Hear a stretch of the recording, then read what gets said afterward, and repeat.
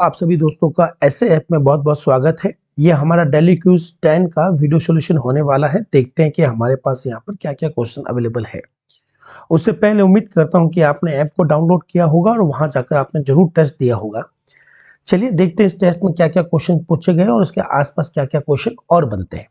आज का हमारा जो पहला क्वेश्चन है वो ये है कि पिक्सल की वह संख्या जिससे डिस्प्ले स्क्रीन या मॉनिटर समायोजित कर सकती है निम्नलिखित में से क्या कहलाती है। दोस्तों, दुनिया के जितने भी मॉनिटर होते हैं या स्क्रीन होती है, ये छोटे छोटे बिंदुओं में बटी रहती है, छोटे छोटे पॉइंट्स में बटी रहती है। इन्हीं सिंगल पॉइंट को हम लोग कहते हैं पिक्सल। पिक्सल की फुल फॉर्म होती है पिक्चर एलिमेंट। पिक्चर एलिमेंट इसकी फुल फॉर्म होती है।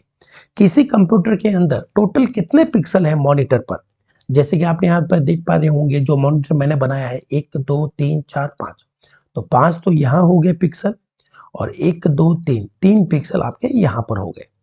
तो टोटल अगर हमसे पूछा जाए सब टोटल कितने पिक्सल है, टोटल पिक्सल, तो हम लोग कहते हैं टोटल पिक्सल है 5 इंटू 3 पिक्सल।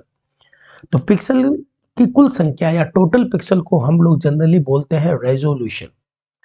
तो इस क्वेश्चन में यही पूछा जा रहा है कि टोटल पिक्सल को क्या कहते हैं जो हमारे मॉनिटर पर होते हैं, रेजोल्यूशन।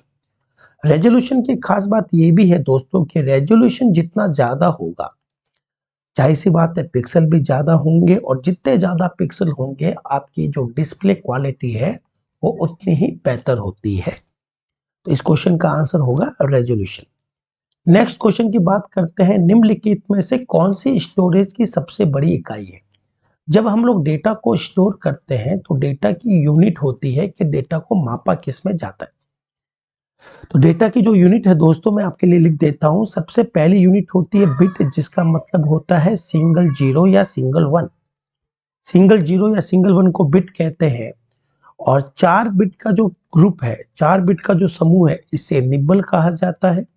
उसी तरह से 8 बिट का जो ग्रुप होता है या 8 बिट को हम लोग कहते हैं बाइट। इसके आगे की 4 यूनिट आपको एक साथ याद रखनी है, किलो, मेरा, गीगा, तेरा। तो किलोबाइट, मेगाबाइट, गीगाबाइट, टेराबाइट।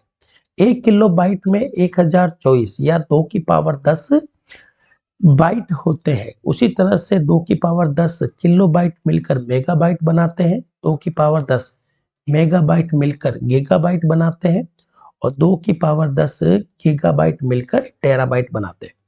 तो ये सबसे सामान्य यूनिट है जो कि हम लोग रात दिन यूज करते हैं। तो किलो, मेरा, गीगा, तेरा, तो सबसे बड़ी जो यूनिट है इन चारों में से वो है टेराबाइट। तो टेरा के आगे भी कई सारी यूनिट होती है, लेकिन इनमें से अगर सबसे बड़ी पूछी जाए तो टेराबाइट सबसे बड़ा होता है। और 1 टेराबाइट में आपको 2 की पावर 10 या 1024 गीगाबाइट मिलते हैं। नेक्स्ट क्वेश्चन है कि निम्नलिखित में से किसे सेकेंडरी स्टोरेज के एक स्वरूप के तौर पर नहीं माना जा सकता। मतलब इनमें से सेकेंडरी स्टोरेज नहीं है।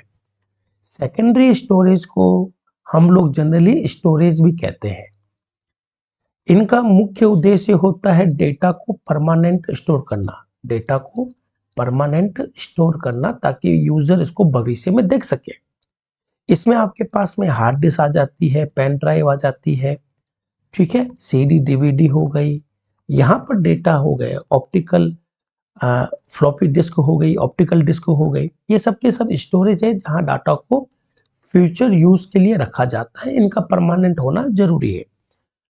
तो अगर देखा जाए तो कौन सी स्टोरेज नहीं है, तो रैम जो होती है ये एक स्टोरेज नहीं है दोस्तों, ये एक टेम्परेरी मेमोरी होती है जिसका यूज होता है डेटा को चलाने के लिए।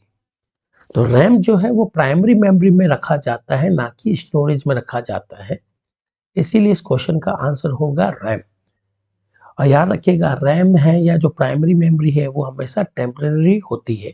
इनका यूज होता है किसी कार्य को चलाना। चलिए अगले क्वेश्चन की ओर बढ़ते हैं। गतिक रैम में भंडारित सूचना को करना जरूरी है। दोस्त, जब भी हम लोग कंप्यूटर में रैम पढ़ते हैं, रैंडम एक्सेस मेमोरी पढ़ते हैं, तो आपको पता होना चाहिए कि कंप्यूटर में 2 तरह की रैम होती है, एस रैम और डी रैम। एस रैम में डेटा लंबे समय तक रहता है, इसीलिए इसको स्टैटिक रैम कहा जाता है, स्थिर रैम। और डी रैम में डेटा काफी कम समय तक रहता है, इसलिए डेटा को या इसे कहा जाता है डायनेमिक रैम। जो डायनामिक का मतलब होता है अस्थायी। हमारे जिसको हम लोग रैम कहते हैं कंप्यूटर में, 4 GB की रैम है, 6 GB की रैम, वो एक्चुअली में डी रैम होती है।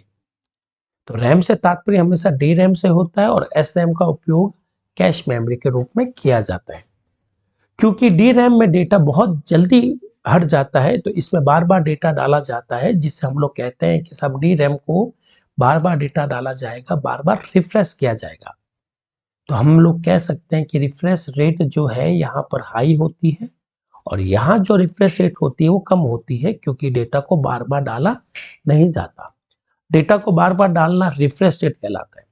तो गतिक बोले तो डायनामिक रैम की बात कर रहा है और डायनामिक रैम में बार बार डाला जाएगा डेटा, इसे हम लोग कहेंगे रेगुलर रिफ्रेश करना जरूरी है। नेक्स्ट क्वेश्चन है, डैश यूजर के डाटा और प्रोग्राम को स्टोर करने के लिए प्रत्यक्ष रूप से उपयुक्त होता है। तो इनमें से कौन है जो डाटा को या प्रोग्राम को स्टोर कर सकता है? याद रखिएगा दोस्तों, हमारे कंप्यूटर में कोई भी चीज जो डेटा होती है इसको हमेशा स्टोर किया जाता है फाइल के रूप में, और फाइलों को अरेंज किया जाता है फोल्डर के अंदर। तो हमसे पूछा गया कि डाटा को कहाँ रखा जाता है, फाइल में रखा जाता है, और फाइलों को कहाँ रखा जाता है, फोल्डर में रखा जाता है। तो यूजर का जो डाटा होगा उसको हमेशा कहाँ रखेंगे, फाइल। इस क्रिया को फाइल मैनेजमेंट कहा जाता है दोस्तों, फाइल मैनेजमेंट कहा जाता है। नेक्स्ट क्वेश्चन है कि निम्न में से कौन सी इनपुट युक्ति प्राय लैपटॉप का एक मानक लक्षण है? मतलब इनमें से कौन है जो सामान्यतः लैपटॉप पर पाया जाता है? यह है मैग्नेटिक स्ट्रिप रीडर। नहीं दोस्तों, ये एटीएम मशीन पर पाया जाता है और ये एटीएम कार्ड को पढ़ने के लिए जिम्मेदार होता है। ग्राफिकल टैबलेट ये अलग ही चीज है, इसका लैपटॉप से कोई लेना देना नहीं है। अल्फा न्यूमेरिकल कीबोर्ड, ये तो हमारे अल्फा न्यूमेरिकल का मतलब है अल्फाबेट और नंबर वाला कीबोर्ड, ये तो हर कंप्यूटर पर आता है।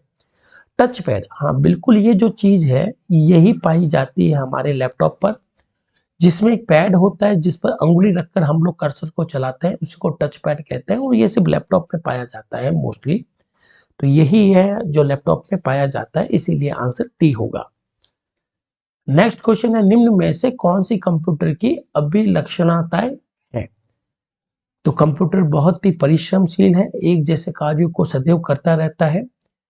मल्टीफ्लेरियस मतलब बहुमुखी, मतलब कई सारे कार्य कर सकता है। आप इसको कह सकते हो वर्सेटाइल।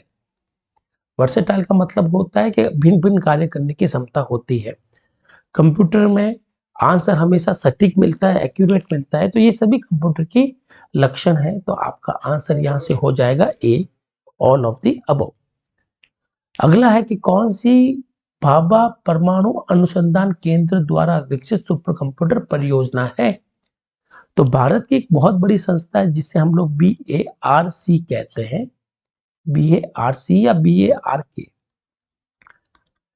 के का मतलब केंद्र होता है और सी का मतलब सेंटर, बात एक ही है। तो भारत की इस संस्था ने एक सुपर कंप्यूटर बनाया है, उसका नाम है अनुपम। तो अनुपम सुपर कंप्यूटर बार्क का सुपर कंप्यूटर है, यही हमारा क्वेश्चन है और आंसर होगा अनुपम। अगला है कि पहले इलेक्ट्रॉनिक्स अंकीय कंप्यूटर का क्या था? तो पहले इलेक्ट्रॉनिक्स अंकीय कंप्यूटर में क्या हुआ करता था, ये हमसे पूछ रहे हैं। इसका मतलब जो दुनिया के पहले कंप्यूटर है, फर्स्ट जनरेशन के कंप्यूटर है, उसमें क्या होता था या वो किससे बनते थे? तो वो दोस्तों बनाए जाते थे पहले वाले कंप्यूटर वैक्यूम ट्यूब से, और वैक्यूम ट्यूब को कई बार वॉल्व भी कहा जाता है। तो अपना आंसर हो जाएगा डी। नेक्स्ट क्वेश्चन है, डैश को रैम कंप्यूटर का मस्तिष्क भी कहा जाता है। जिस तरह से इंसान में मस्तिष्क सारे शरीर को कंट्रोल करता है, सोचने की क्षमता रखता है, उसी तरह से कंप्यूटर में गणना करने की क्षमता सीपीयू रखता है। तो सीपीयू को ही कंप्यूटर का मस्तिष्क या ब्रेन ऑफ कंप्यूटर कहा जाता है। यह है इसका आंसर। चलिए दोस्तों, ये तो हमारा डेली क्यूज के सारे सॉल्यूशंस। उम्मीद करता हूँ कि आपको ये सॉल्यूशन समझ में आए होंगे, और ये भी उम्मीद करता हूँ कि आपने ऐप को डाउनलोड किया होगा और जहां जाकर आपने डेली बेसिस पर जो फ्री के क्यूज है आप उसकी प्रैक्टिस कर रहे होंगे, ताकि आपका जो मेन एग्जामिनेशन है उसमें भी आपकी अच्छी प्रिपरेशन हो सके। तो चलिए दोस्तों, मिलते हैं नेक्स्ट वीडियो में, तब तक के लिए धन्यवाद, थैंक यू।